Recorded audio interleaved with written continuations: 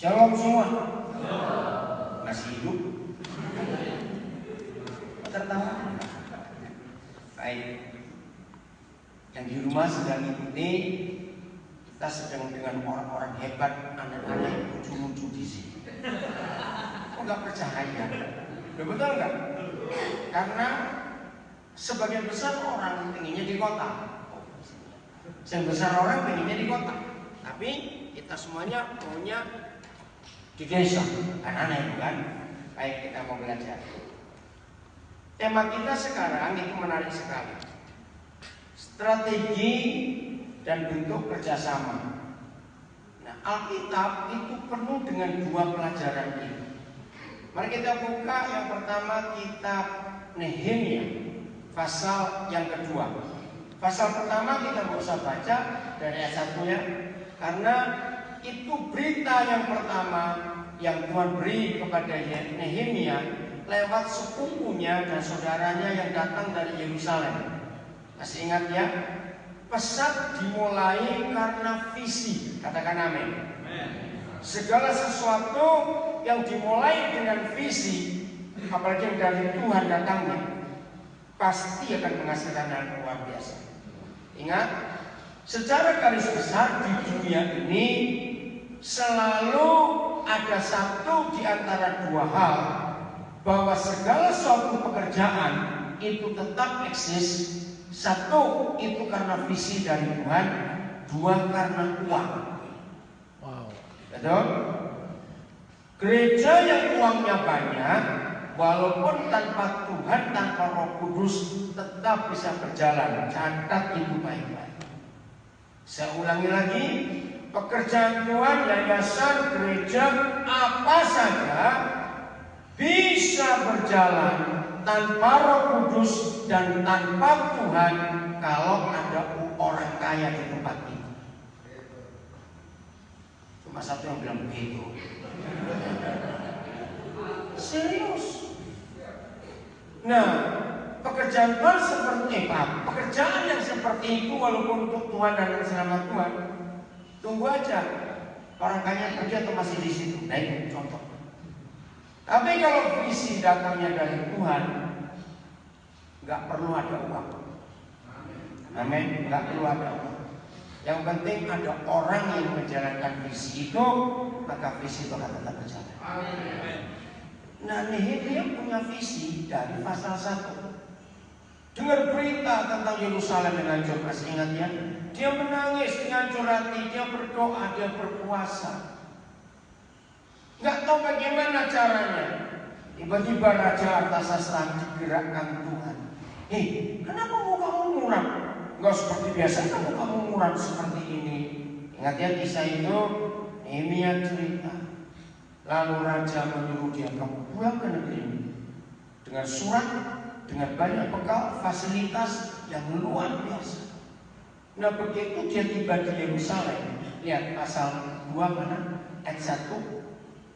Begitu dia tiba di Yerusalem, langsung bukan kerja, tapi dia melihat kota itu, dia cari strategi, dia mikir. Pada bulan Nisan, nggak apa-apa saya bacanya. Pada bulan Nisan tahun kedua pemerintahan Raja Artasasta, ketika menjadi tugas untuk menyediakan anggur, aku mengangkat anggur dan menyampaikannya kepada raja, karena aku kelihatan sedih yang memang belum pernah terjadi di hadapan raja. Terus ayat 2. Jadi visi sudah diterima oleh Nehemia dan dia belum tahu bagaimana cara berangkat.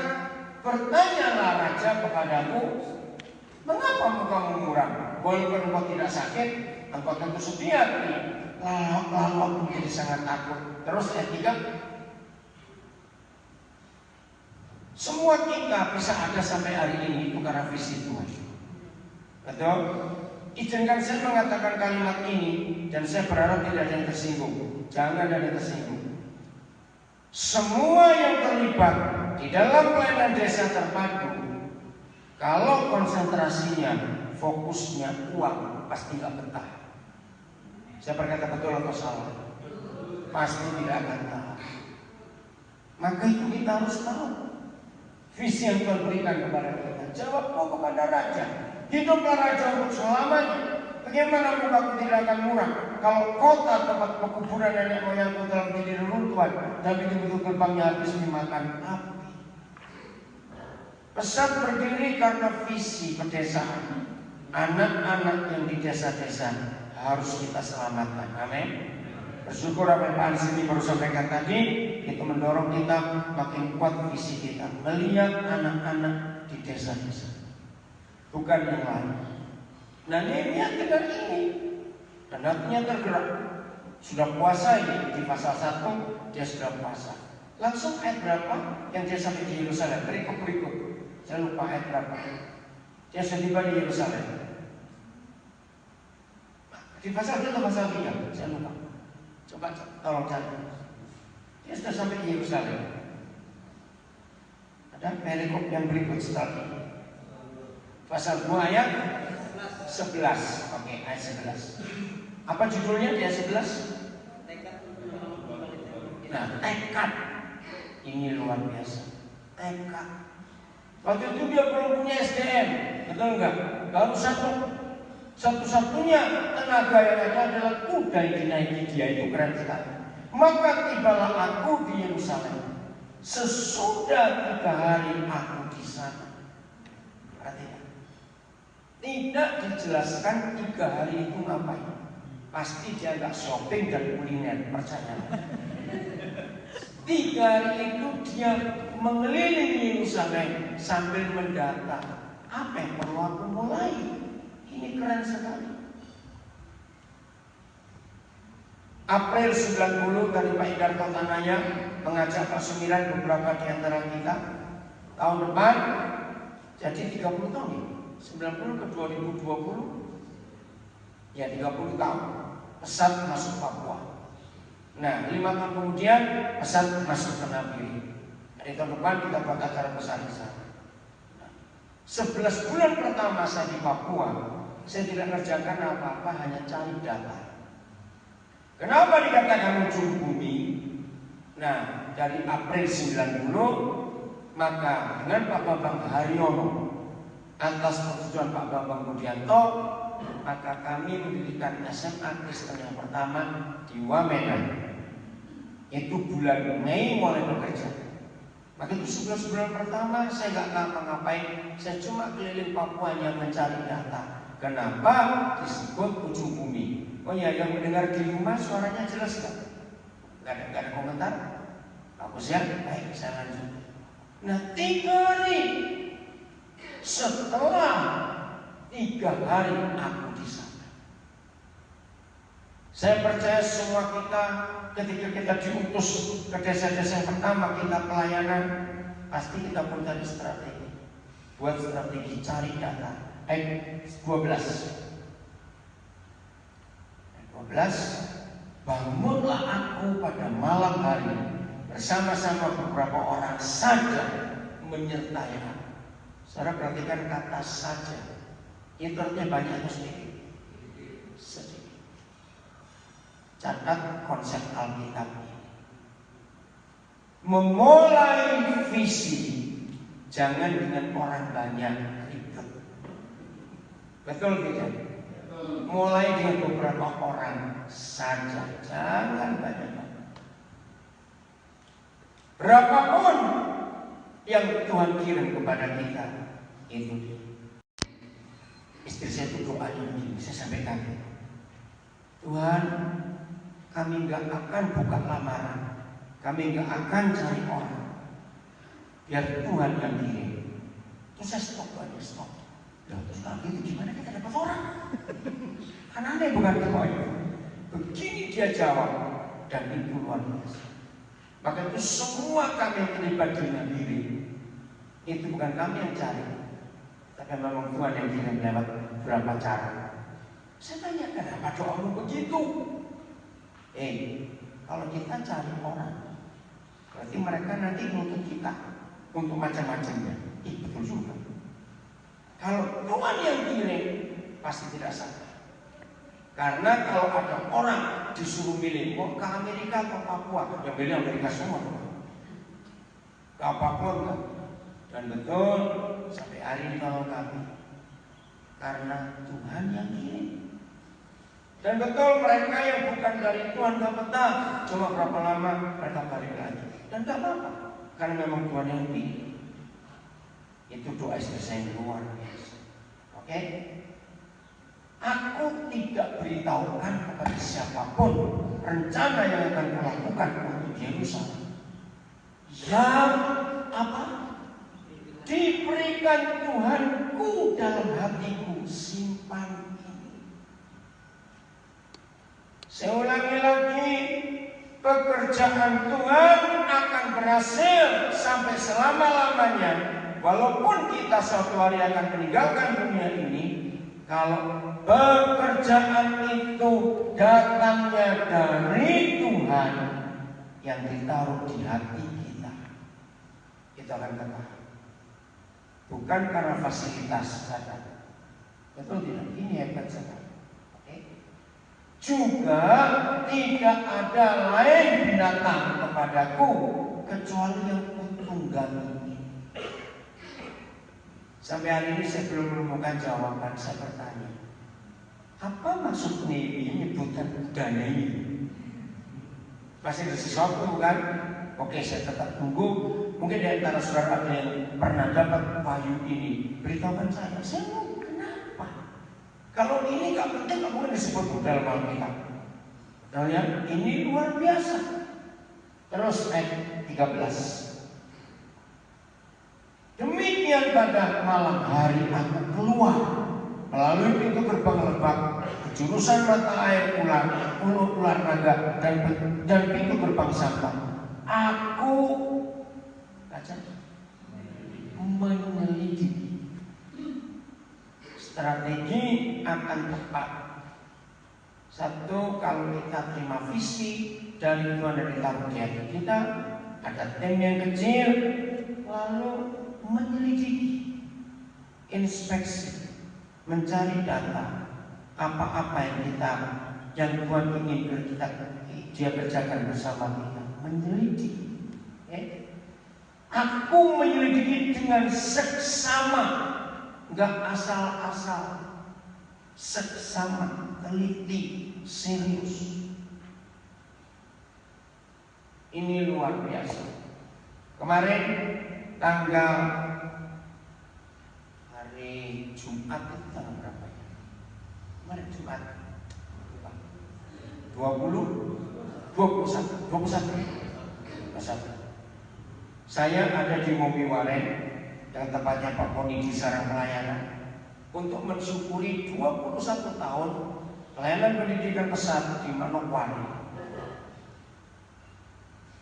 Nah, baru kami dapatkan pelayanan pesat di Manokwari di Mobi Waren khususnya itu karena saya terima surat dengan 49 tanda tangan. Keren gak itu?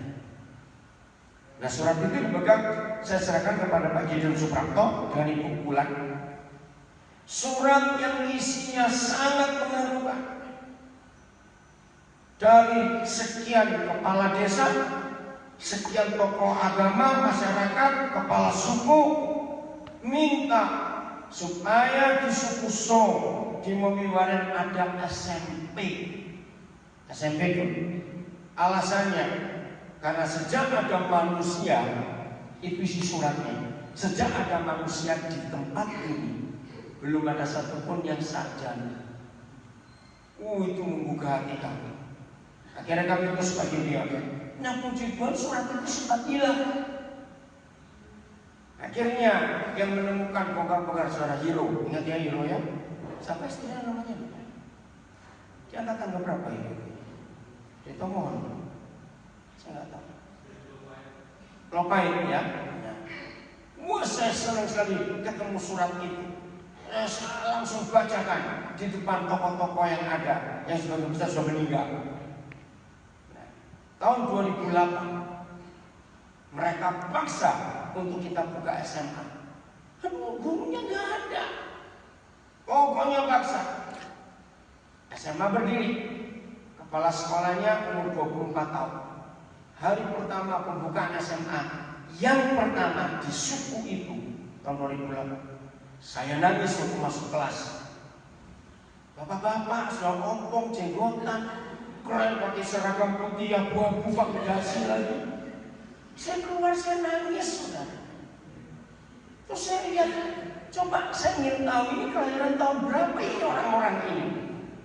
Saudara catat 2008 SMA.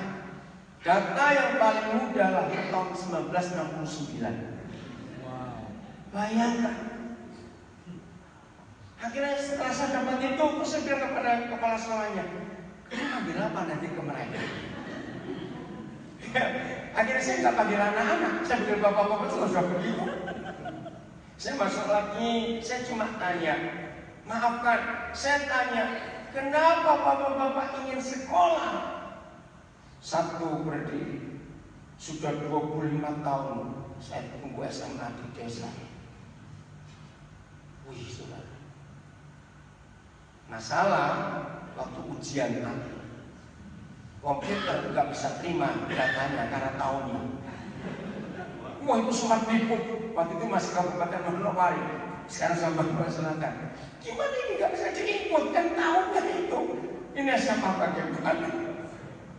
Nah, kemarin waktu 21 tahun, saya tanya, mana semuanya? 18 murid pertama, 15 mati, bukan 3. Banyak. Jadi semua tua begitu. Nah, terus waktu ujian, Ibu Monti, ya, bingung ini, bagaimana data ini? Gak bisa dimasukkan karena angkanya.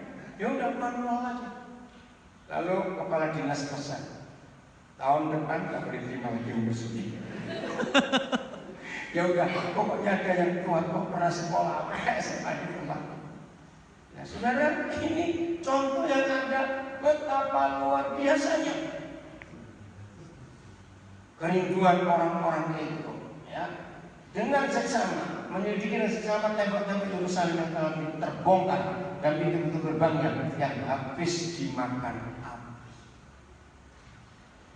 Jadi kita harus tahu bagaimana strategi di tempat kita masing-masing.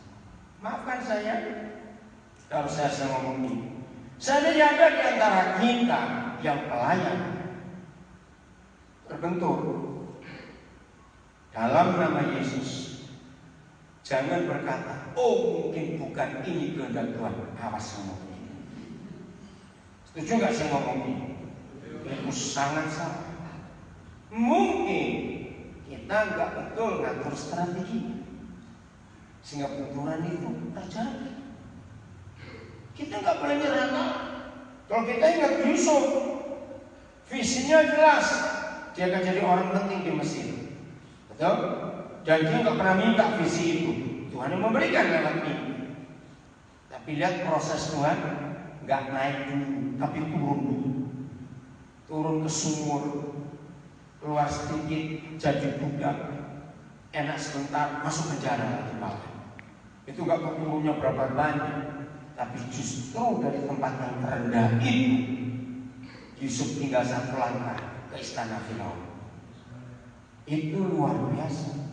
Maka itu tantangan apapun juga yang kita hadapi, jangan berkata, oh mungkin bukan kehendak Tuhan. Awas. Ada berapa saksi di sini? Maka itu saya bersyukur punya istri yang luar biasa.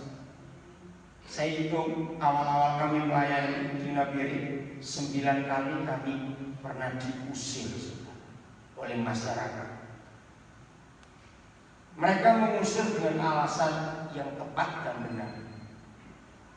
Mereka berkata begini, kalian paling tipu-tipu. Ini bahasa apa? Tipu-tipu. Kalian pasti tipu-tipu.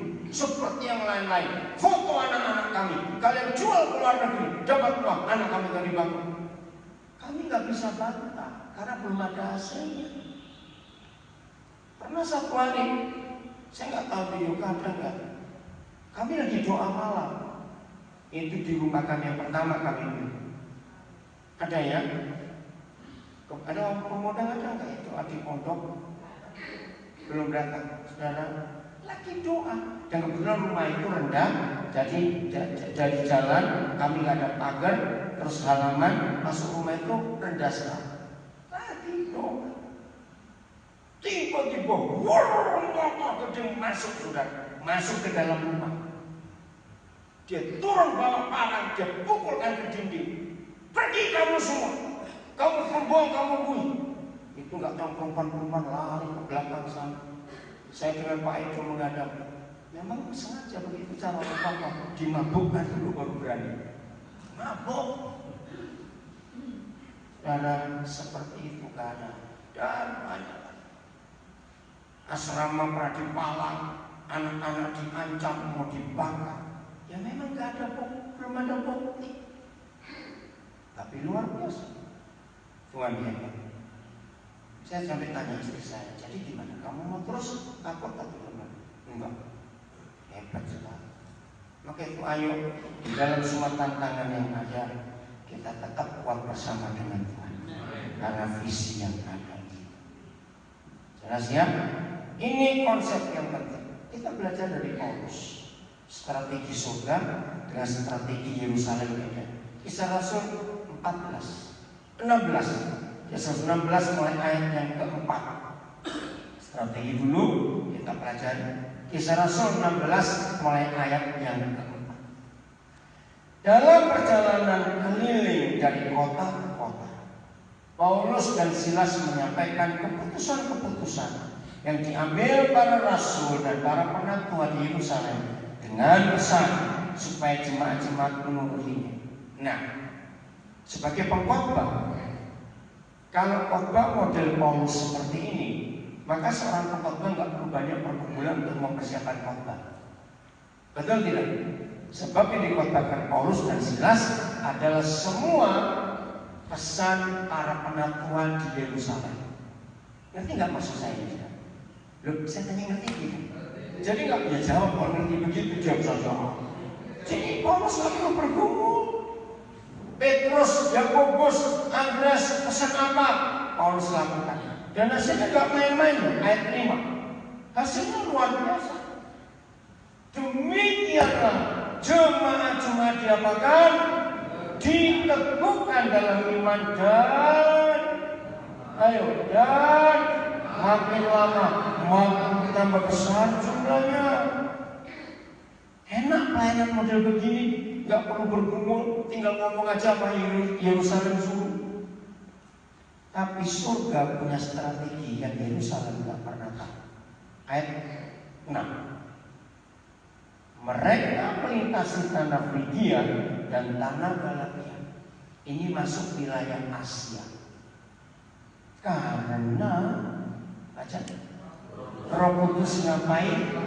Mencegah mereka untuk memberitakan Injil di Asia. Jangan salah baca.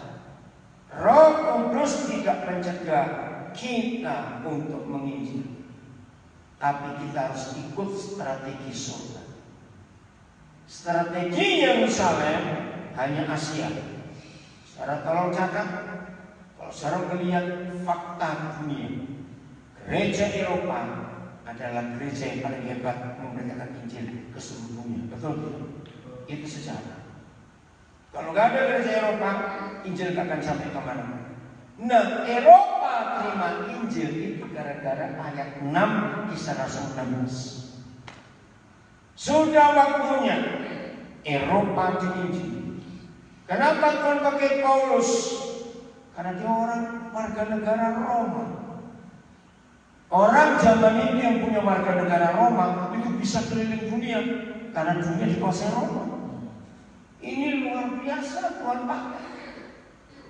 Tapi Paulus nggak ngerti. Ayat 7. Dan setibanya di Misia, masih Eropa. Ada kata apa? Mereka coba rasakan apa yang ada di hati Paulus dengan kata mencoba masuk ke daerah ini. Kata mencoba itu menunjukkan dia sedang apa? Apa? Ragu. Mungkin, kira-kira. Karena dia belum tahu kenapa Roh Kudus mencegah untuk mereka ke Asia. Akhirnya cobalah masuk ke sini. Saudara, kita bersyukur kepada Roh Kudus. kepada Bapa di surga.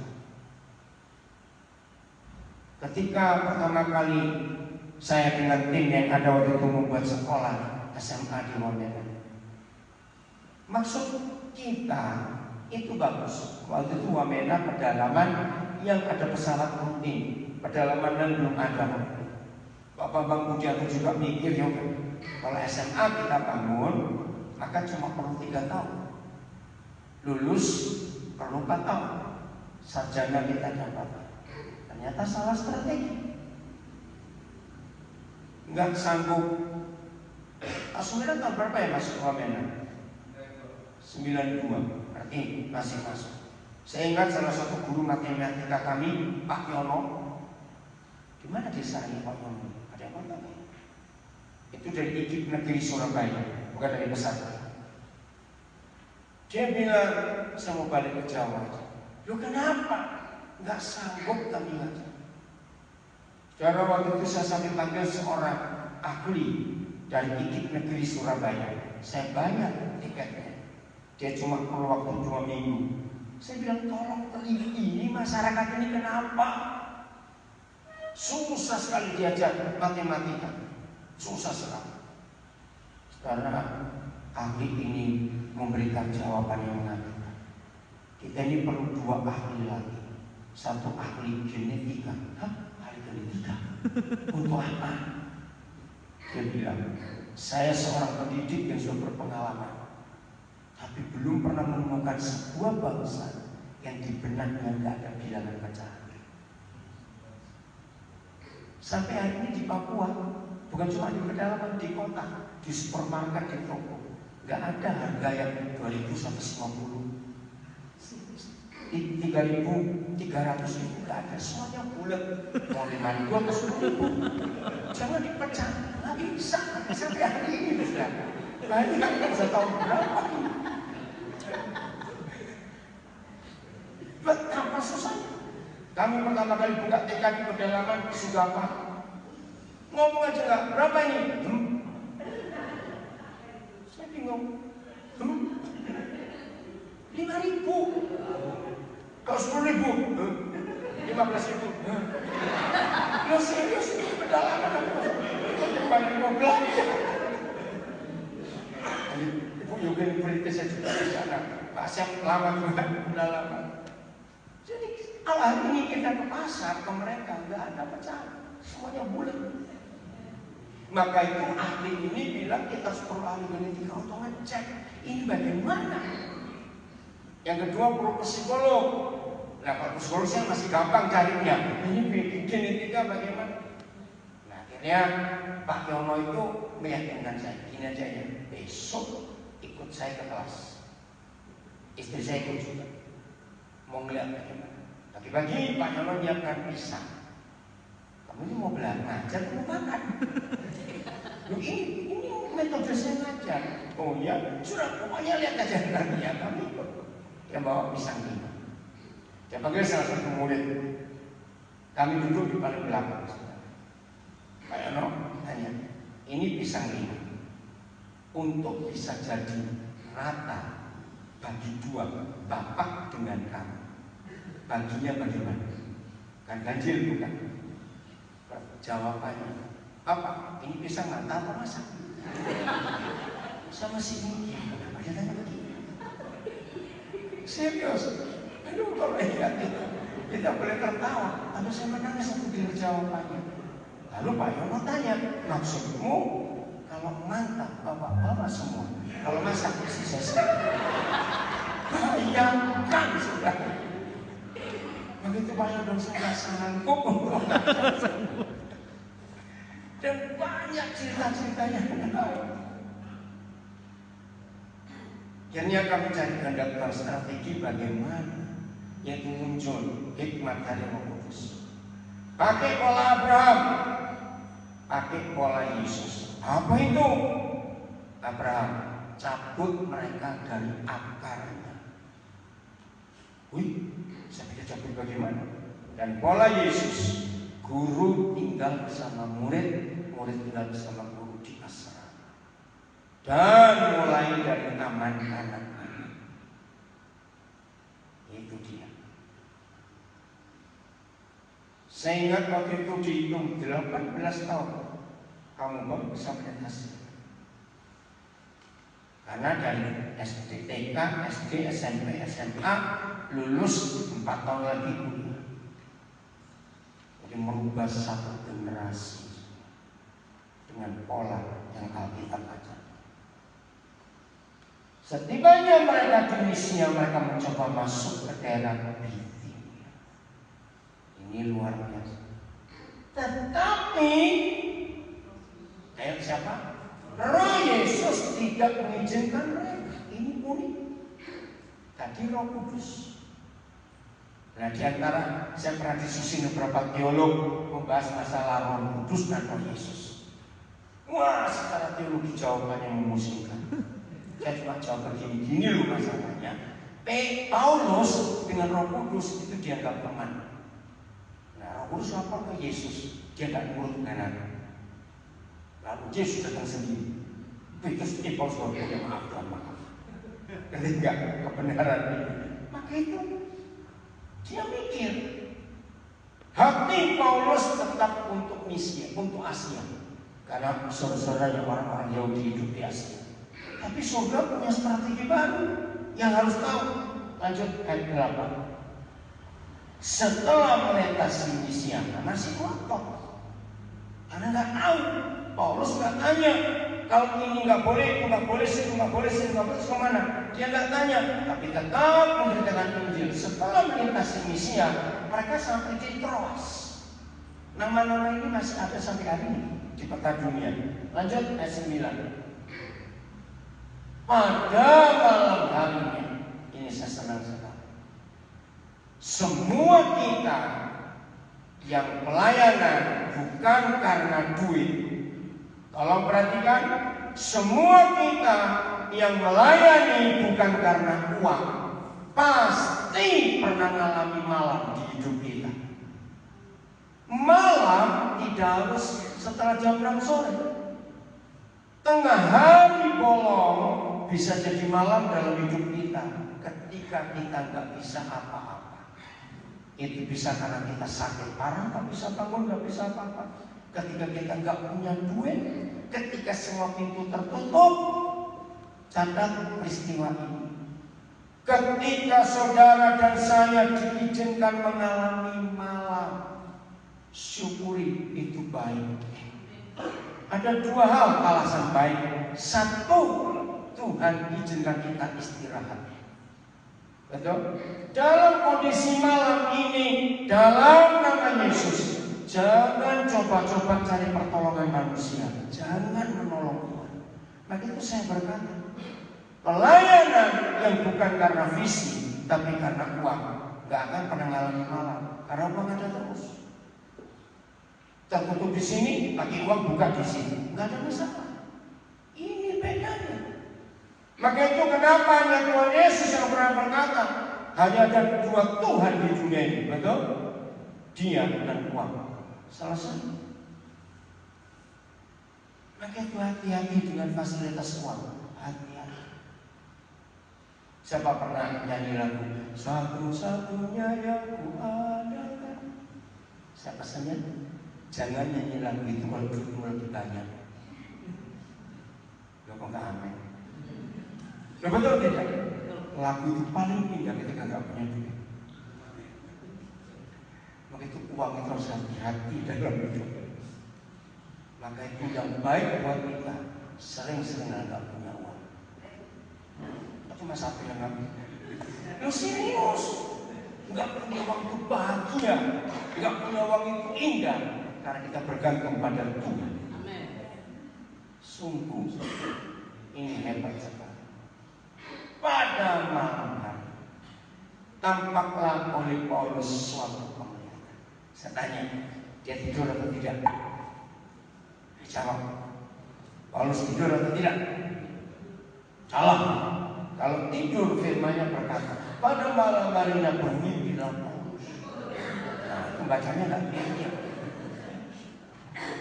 Dia tak tidur, dia bergumul.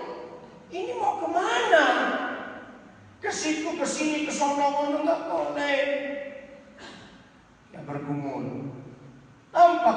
Paulus suatu penglihatan. Nah, ini strategi surga. Ada seorang Makedonia berdiri di situ dan berseru kepadanya, katanya, banyak berangkat kemari orang lapar.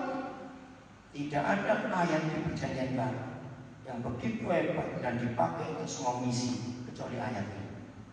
Betul? Bicara misi di apa saja pasti ayat ini, karena ini ayat yang luar biasa. Tolong menyeberangkan ke sini. Makedonia, kalau saya lihat peta, itulah Eropa pertama kali.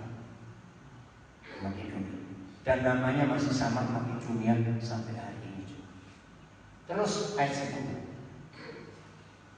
Setelah Paulus melihat penglihatan ini, coba ada strategi baru nggak yang ditemukan Paulus? Kalau kita baca kalimat berikutnya, ada strategi nggak? Ada. Segeralah kami mencari kesempatan. Kamu perhatikan yang apa? Di situ ada komentar apa? Suara? Enggak. Ada dari yang mendengar dulu ada ya. Apa kata lain mencari kesempatan? Apa?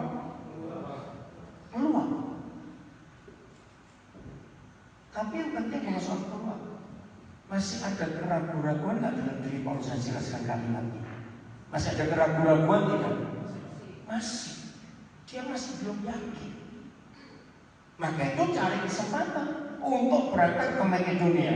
Karena dari penglihatan itu kami menarik kesimpulan. Apa artinya menarik kesimpulan? Dia baru sadar untuk memastikan, untuk memutuskan. Kalau itu betul, nggak boleh di Asia, harus ke Eropa. Kami menarik kesimpulan bahwa Tuhan ini keren. Baca 1, 2, 3 bahwa Tuhan telah, ayo baca, memanggil kami untuk memberitakan Injil kepada orang-orang di sana. Ini luar biasa. Saya mau tekankan kalimat ini.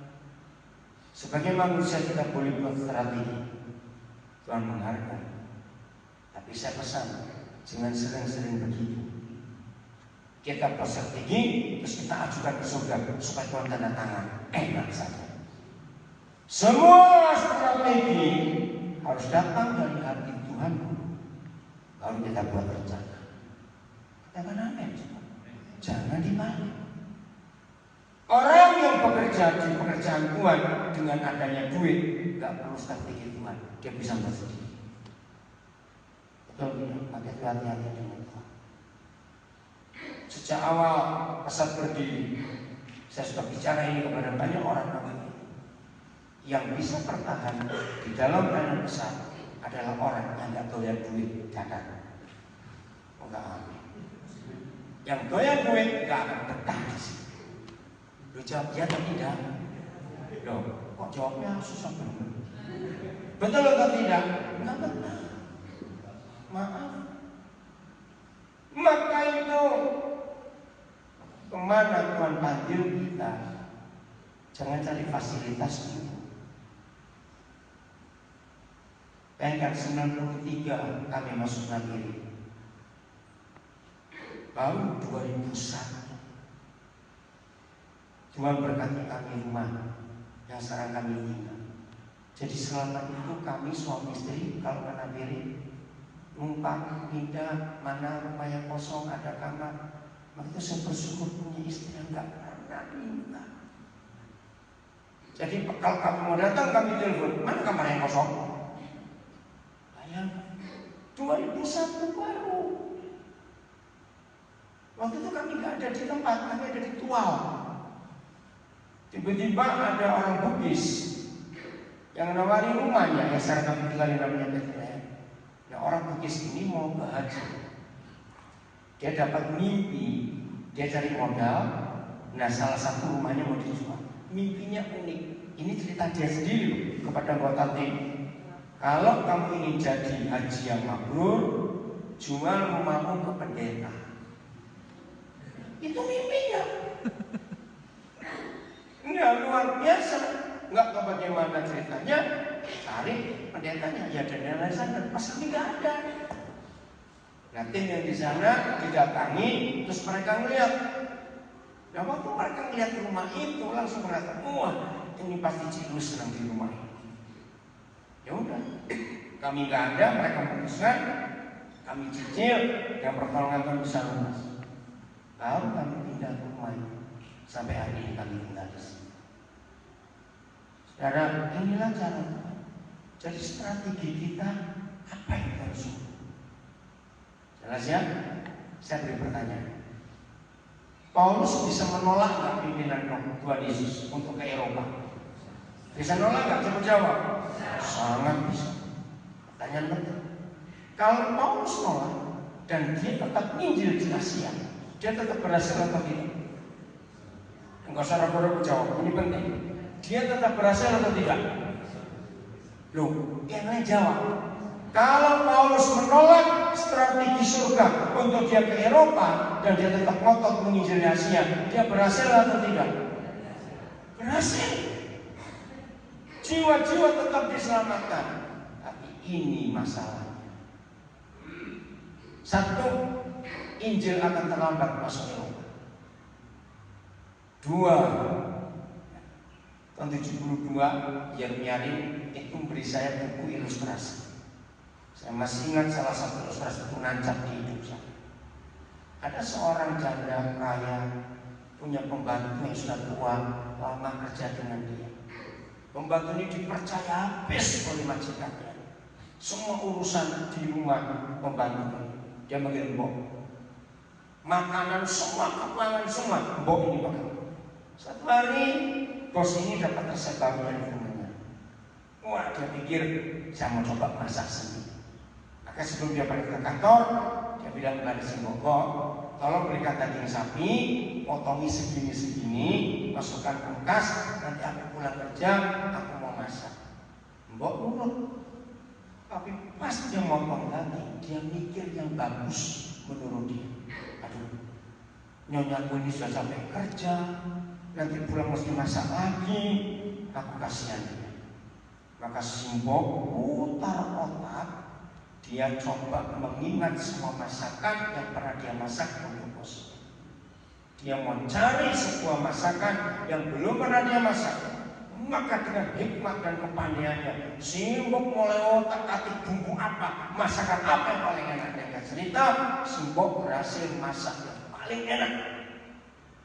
Majikan di kantor terus membayangkan, aku nanti pulangkan masak begini, akan masak begitu, pasti ini enak. Itu sampai rumah pulang kerja. Mbok mana dagingnya kok gak ada di kulkas? Ya, ada di meja, sudah saya masak. Coba, pasti Nyonya suka. Ini masakan saya belum pernah masak, saya masak aja dengan Nyonya. Ya coba, dengar, si majikan memuji. Kenapa baru sekarang kamu menunjukkan resep yang enak? Kenapa nggak dari dulu? Kira-kira kalau kita jadi Simbok bagaimana dipuji begitu? Berbunga-bunga. Tapi kalimat terakhir itu nancap di pikiran saya. Tapi Mbok, seleraku hari ini bukan.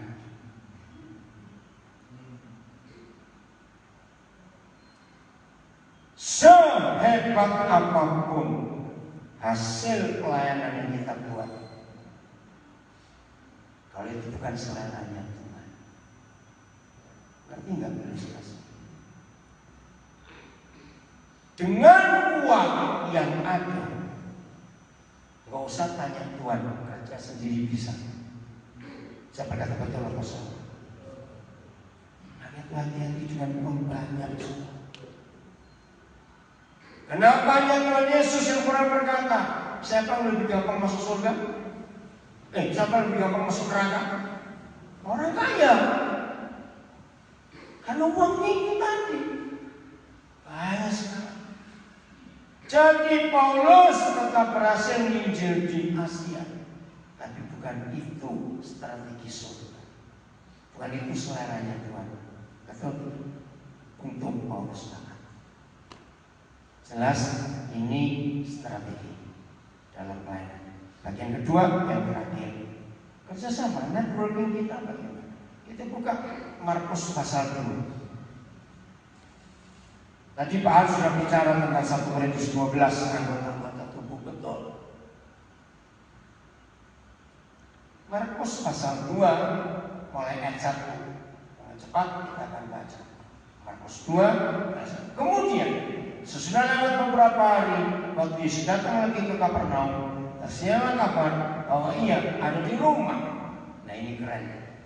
Saudara perhatikan, ada yang salah nggak di ayat kalimat ini? Saya pikir ini salah terjemahan bahasa Indonesia.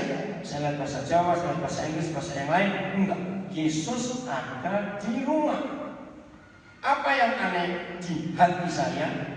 Apa bedanya dengan kalimat Yesus ada di sebuah rumah? Apa bedanya Yesus ada di rumah dengan Yesus ada di sebuah rumah? Cepat. Kita sudah mulai merem-merem. Jangan pakai kacang hijau. Ayo coba, apa bedanya Yesus ada di rumah dan Yesus ada di sebuah rumah? Nah, yang rumah sendiri yang mana? Iya, ada di rumah. Itu saya kaget. Ayo jujur. Siapa yang tahu ada ayat Yesus beli rumah, saya rumah kotor, rumah tinggal rumah? Lah ada nggak cepetan jawab? Nah, kan aneh. Ini rumahnya siapa? Karena inilah perjanjian baru. Tidak tahukah kamu? Tidak tahukah kamu bahwa tubuhmu adalah rumah Tuhan? Ini yang luar biasa. Apa yang terjadi kalau Yesus pulang ke rumahnya? Ingat semalam kita belajar Wahyu 3:20, dia terusir keluar dari rumahnya dan dia tunggu ada orang yang dengan ketukan pintu dia baru masuk lagi. Itu luar biasa. Apa yang terjadi kalau Yesus ada di rumah? Ayat 2. Maaf kalau ada yang tersinggung dan bertobat itu orang begitu aja. Ayat 2. Maka cepat baca. Maka orang-orang berkerumun sehingga tidak ada lagi tempat. Tolong catat. Saya langsung poinnya saja. Dengan ayat ini saya tunjukkan kepada semua pendeta teman-teman saya yang rumahnya pakai satpam, bertobat kamu. Menurut firman ini, rumah hamba Tuhan, rumah murid Yesus harus selalu ramai. Kalau rumahmu sepi, itu rumah selebritis.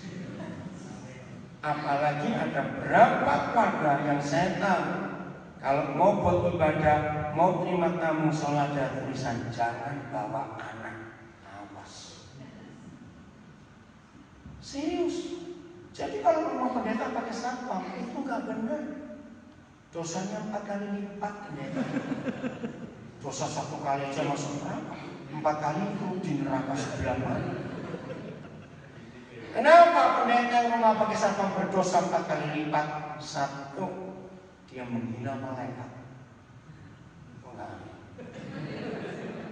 Lu betul nggak mana lebih sakti satpam atau malaikat? 2, pendeta yang rumahnya pakai satpam, tamu yang datang akan tersortir. Betul tidak? Kalau datang naik becak, keringatnya dirotos kemana-mana, cari siapa? Pokoknya datang Mercedes seri baru, itu buka sendiri. Lu betul tidak? Nah, itu kurang ajar pendeta pakai satpam. Dia tidak lagi disebut hamba Tuhan. Dosa ketiga, berarti di rumahnya banyak kekayaan. Maka itu perlu dijaga. Padahal firman berkata, hai orang kaya, jual hartamu bagi ke orang miskin. Lihat atau tidak cepat jawab. Keempat, ya dia menyalahi firman Tuhan tidak sesuai. Maka itu rumahmu sepi atau orang ini pertanyaan penting. Betul? Loh, saya tanya kok. Rumahmu sepi atau orang ini? Saya masih ingat 3 bulan sebelum saya menikah. Nanti Pak Bambang datang bisa tanya. Kok kayak Pak Samuel kan, Om Damaris dan Pak Bambang datang berganti-ganti, nggak bareng. Ngomongin saya. Istri saya masih ingat karena ditanya. Dan ini Om Damaris sama Koko bilang, nanti kalau kamu sudah menikah, kamu nggak boleh rumahmu rame-rame terus lagi. Ingat Ingat istrimu itu walaupun orang Indonesia, dia warga negara Kanada. Saya jawab, pemberitahuannya telat. Memang saya sudah pesan ke istri saya sebelum saya menikah. Kamu nggak boleh kaget, nanti kalau kita menikah di rumah selalu ada orang. Oh ya, orang siapa? Nggak bisa tahu aja. Dia dulu pikirnya pembantu. Sampai hari ini dia nggak mau pakai pembantu. Jadi sampai hari ini di rumah kami selalu ada orang yang selalu. Karena ayat ini saya pakai. Dan itu sungguh-sungguh luar biasa. Itu periksa ya, yang rumahnya sepi-sepi awas. Sehingga tidak ada lagi tempat, bahkan di muka pintu pun tidak, sementara kita dan firman. Terus ayat 3. Ada orang-orang datang membawa kepadanya seorang lumpuh. Nah ini masalah. Digotong 4 orang. Menunggu. Kalau rumah itu begitu padat, sesak, orang-orang ini masuk bareng berapa orang? 5 dong. Lah si lumpuhnya? Itu gimana?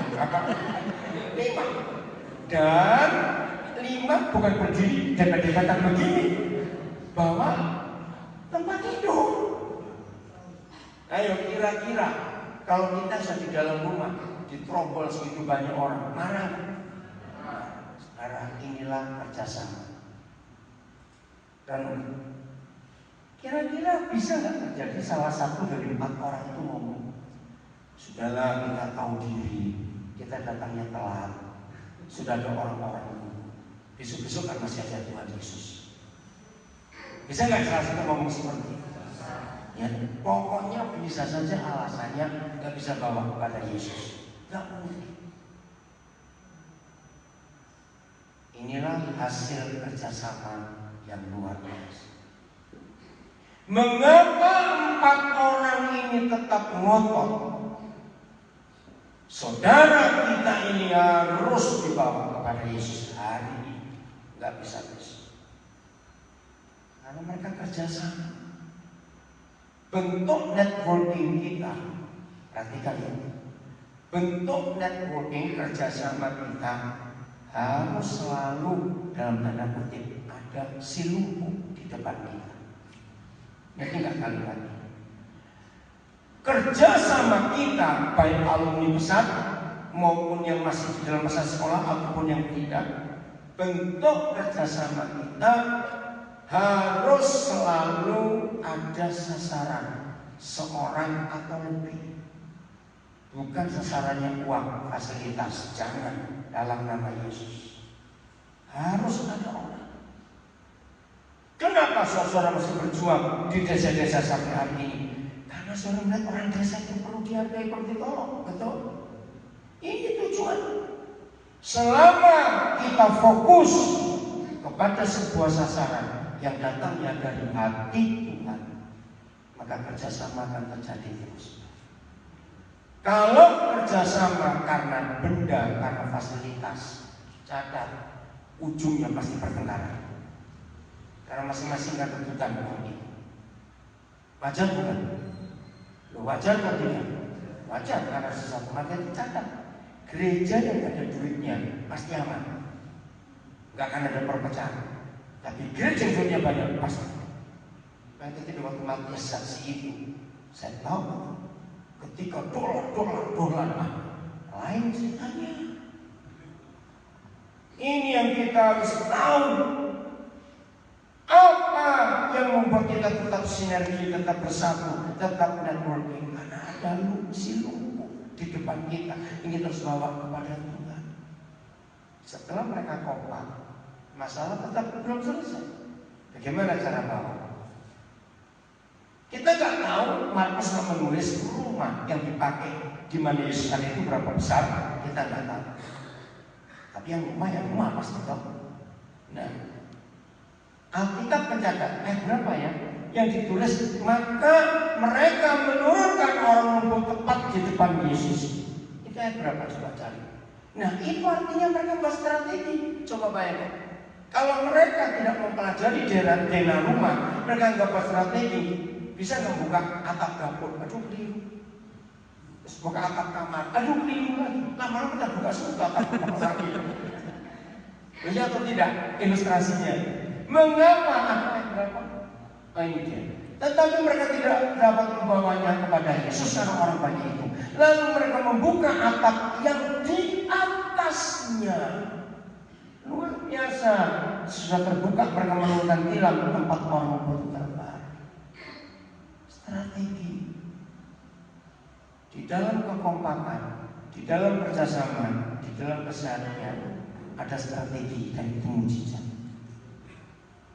Coba lihat ayat 12. Lanjut aja ya ayat 12. Ini luar biasa. Bersyukur kepada Tuhan kalau pesat masih dipercaya Tuhan sampai hari ini.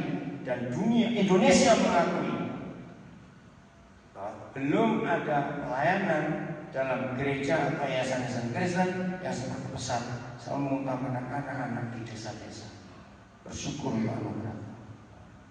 Dan orang itu pun bangun, segera mengangkat tempat tidurnya dan pergi keluar di hadapan orang-orang itu, sehingga mereka semua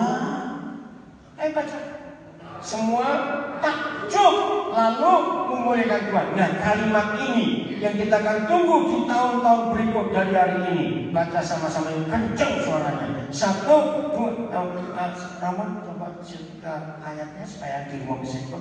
1, 2, 3. Katanya yang begini belum pernah terjadi.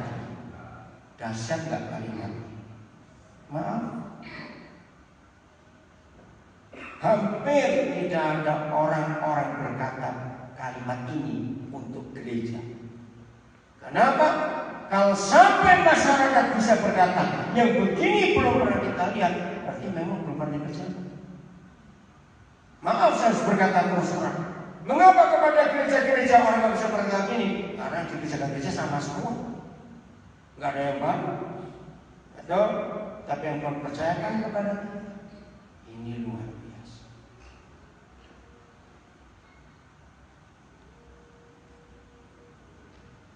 Radio Kristen pertama di Papua, Suara Nusa Bahagia, betul beritanya luar biasa. Langsung ke Wamena, Suara Lembabani, langsung ke Nabire, Suara Menara Kasih. Pindah ke Berintis. Luar biasa Tuhan bekerja.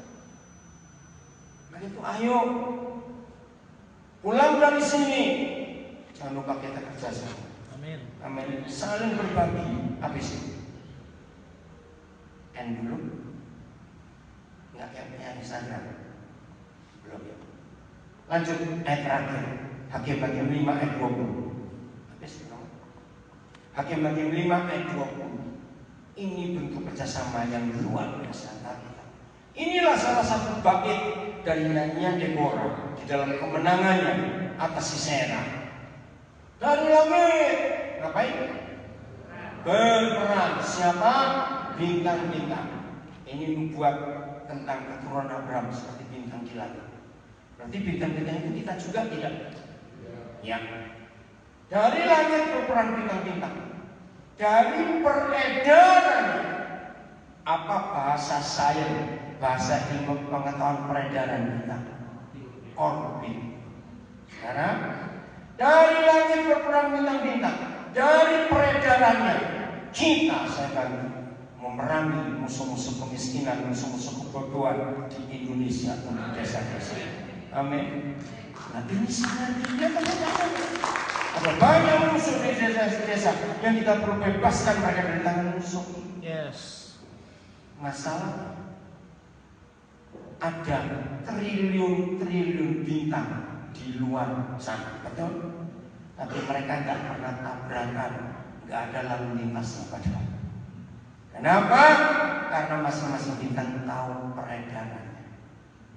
Kita akan kerjasama baik kalau kita masing-masing tahu orbit kita di mana. Bayangkan kalau ada bintang nyeleneh, bintang nakal, tolak, lihat orbit teman kita. Ngerti nggak? Kira-kira jadi apa ya? Tabrakan. Udah? Wah, tinggal dikit aja. Bisa nggak? live sudah.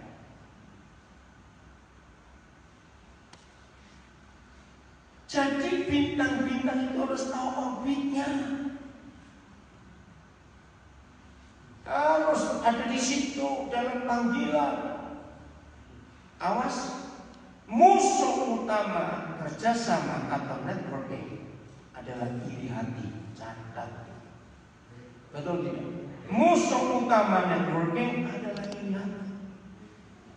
Maaf, jangan ada seorang pun di antara kita, misalnya, kok bisa ya? Dulu kami berangkat dari kampung sama-sama, naik kapal barang, sama-sama mati, sampai masuk pesat, sama-sama juga. Kami tinggal di satu asrama, mentor kami sama. Tapi kenapa setelah kami lulus, dia maju kok saya tidak? Awas. Bisa nggak setan merusak hati kita dengan maju? Nah, hari ini kenali orbit kita masing-masing. Jangan tolak-tolak lihat orbit orang lain. Masing-masing punya jatah berbeda. Jadi kalau kita dalam lagi 1 Korintus 12, dikatakan nggak boleh iri. Misalnya, kalau kaki dikasih sesuatu yang mahal-mahal, terus tiba-tiba kepala ini, aku kok enggak lucu mau kepala pakai setana. Lu ngerti nggak? Contohnya gitu, kok orang kiri ya lucunya seperti itu. Orang itu dapat hadiah jam tangan yang mahal sekali. Terus lahir dia, aku nggak dibeli jam. Nanti nggak ilustrasi. Jadi kita harus tahu orbit kita masing-masing. Kita nggak boleh iri. Tahu tempatnya di mana Tuhan tempatkan kita. Hasil itu sungguh luar biasa. Maka itu, kalau ada pekerjaan Tuhan, maaf. Dan ternyata belum bisa menghasilkan apa-apa, sehingga orang-orang di situ nggak pernah berkata, yang seperti ini belum pernah kami lihat. Berarti di tempat itu ada banyak orang lihat. Serius. Buktikan, Yakobus 3:16. Ngeri. Iri hati jangan dianggap kecil. Itu bahaya besar buat kerajaan surga. Racun itu racun yang merusak. Sebab di mana ada siapa? Iri hati dan mementingkan diri sendiri. Catat. Cukup 2 hal ini itu merusak habis pekerjaan. Sebab di mana ada iri hati dan mementingkan diri sendiri, di situ saya tambah pasti ada apa aja? Kekacauan dan segala macam perbuatan jahat. Enggak main-main. Hanya karena 2 iri hati dan egois, selesai, hancur pekerjaan. Lagi sekali bersyukur kalau kita bisa reuni. Makasih pada Pak Rudi bisa punya ide begitu, hebat sekali. Walaupun belum lengkap, tapi puji Tuhan, Pak Indarto bilang tadi untuk Papua kita mau buat Indonesia. Puji Tuhan. Ya, kalau kita ambil dari Maluku juga Maluku Utara, kan dekat itu Papua. Hebat sekali. Kalau kita mau kerja sama itu hasilnya luar biasa. Amin. Sungguh ayat terakhir, Filipi 2 ayat 1 sampai 5. Ayo, dengan cepat. Pak Bambang belum datang juga.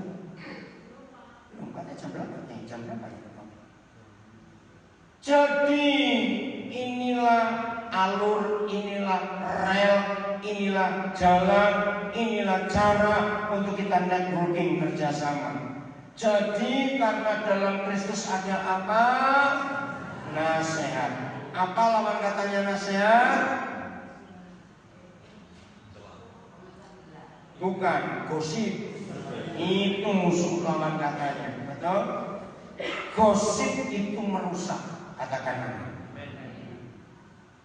3 hal saya mau katakan tentang gosip. 1, jangan pernah percaya apapun kata orang, walaupun dengan bumbu ini didapat dari sumber yang bisa dipercaya. Setuju? Kalau kita nggak dengar langsung, jangan percaya. Karena itu manusia. Bagaimanapun juga kita berhati-hati untuk ngomong. Tapi semua manusia termasuk saya, kalau mengulangi perkataan pasti ketambahan. Coba betul atau salah? Pasti. Maka hati-hati. Kalau ada orang cerita tentang saudara kita yang begini begitu, gak langsung tahu sendiri, jangan sampaikan ke orang lain. Awas. Maka itu kenapa di Matius 16 ada hukum. Kalau kamu tahu ada saudaramu salah, itu aturan surga yang hebat. Datangi langsung. Kalau 4 mata dia nggak terima, baru panggil saksi. Betul tidak? Kalau ada saksi pun dia nggak terima, panggil jemaat. Itu hukumnya. Maka itu networking kita akan hancur karena katanya. Hati-hati sudah. Kalau kita dengar langsung, tahu langsung yang bersangkutan sebagai saudara, pakailah nasihati dia. Awas yang suka nasihati orang pakai doa, awas kamu. Ada nggak orang nasihati orang yang pakai doa? Tuhan tolong saudara saya si A itu begini, itu bukan nasihatnya nyetak orang, goblok. Betul? Jadi langsung ada nasihat, ini penting. Apalagi dengan sosial media begitu gampang aksesnya. Hati-hati katanya. Oke? Dalam resus yang kedua ada penghiburan kasih, bukan menjelek-jelekan, tidak. Yang ketiga ada ini networking. Saudara dan saya dari berbagai suku yang berbeda, latar belakang yang berbeda, di tempat-tempat yang berbeda, dipersatukan karena Roh Kudus. Ada persekutuan roh.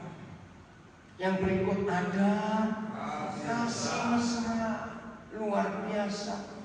Ada belas kasihan, bukan menjatuhkan. Terus dua. Karena itu sempurnakanlah sukacitaku dengan ini. Kalau hidup di dunia komunitas apa saja menggunakan hukum surga, dalam Filipi 2 ayat 2, dunia berubah. 1, hendaklah kita sampai sedikit untuk pesan apa satu sedikit kita melihat desa-desa dipulihkan, tidak ada yang lain. Amin. Melihat anak-anak dipulihkan, tidak ada yang lain. Itu keseharian dan kesepikiran kita hanya untuk itu, bukan yang lain. Dalam satu kasih, bukan 2, bukan 3, satu jiwa, satu tujuan. Kuat sekali ini sudah. Minta Roh Kudus menerangkan lebih jauh. Terus ayat 3 masih resep yang sama. Dengan tidak mencari kepentingan sendiri atau puji-pujian yang sia-sia, enggak. Sebaliknya terus hendaklah dengan rendah hati yang seorang menganggap yang lain lebih utama daripada dirinya sendiri. Ini hebat sekali firman. Amin.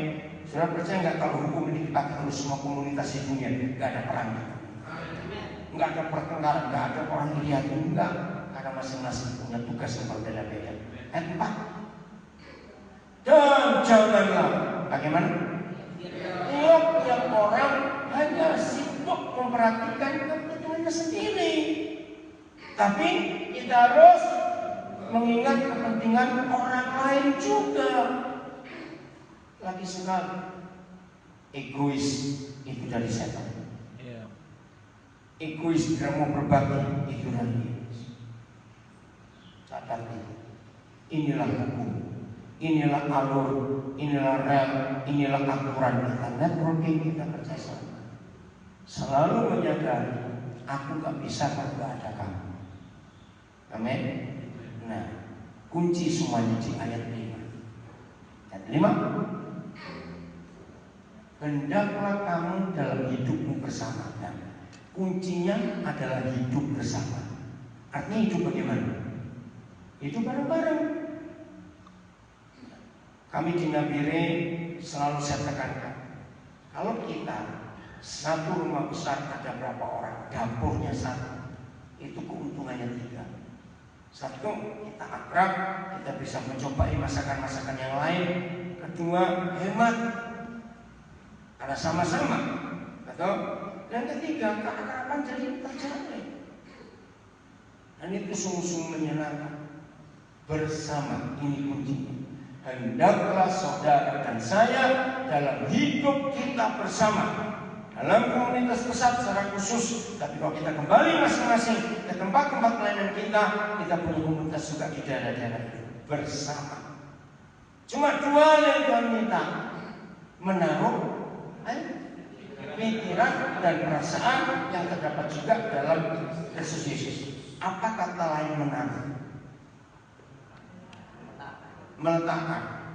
Untuk hal ini bukan meletakkan, memakai. Untuk apa-apa menghadapi saudara yang berbeda-beda karakter, beda suku, beda latar belakang. Ayo, jujur, sulit atau mudah? Tapi kalau kita memakai pikiran dan perasaan Tuhan Yesus, langsung lihat 4 Injil. Kalau Tuhan Yesus tidak rendah hati dan lemah lembut, ingat Matius 11:29. Kalau Tuhan Yesus tidak lemah lembut dan rendah hati, maka 4 Injil isinya kalimat ini. Maka jengkellah dia dengan Thomas, marahlah dia dengan Yudas. Dan banyak yang seperti itu. Betul atau tidak? Karena nggak cocok. Yesus dari surga, mereka dari dunia. Berapa kali di antara kita benturan? Orang Jawa ke Papua, orang Batak ke Jawa, orang Ambon ke Sumatera, yang lain semuanya itu. Betul? Tapi kita bisa ada sampai hari ini di sini. Karena saudara dan saya pakai pikiran perasaan Tuhan Yesus. Indah jadinya untuk kerjasama. Dan percayalah makin hari makin hebat. Kalau itu terjadi maka 2047 tadi ada pemimpin-pemimpin hebat di Indonesia gara-gara Tuhan bagi kita semuanya. Amin. Selamat bekerja sama, selamat berbuat seperti di baru. Dapat Tuhan buat diri sendiri dan memberkati kita semuanya. Jadi yang dengar di rumah ini mau pesan, apa webnya pesan supaya saya sampaikan? Ada webnya pesan apa? www.pesan.org itu bisa dikirimkan. Tuhan memberkati kita. Saya serahkan.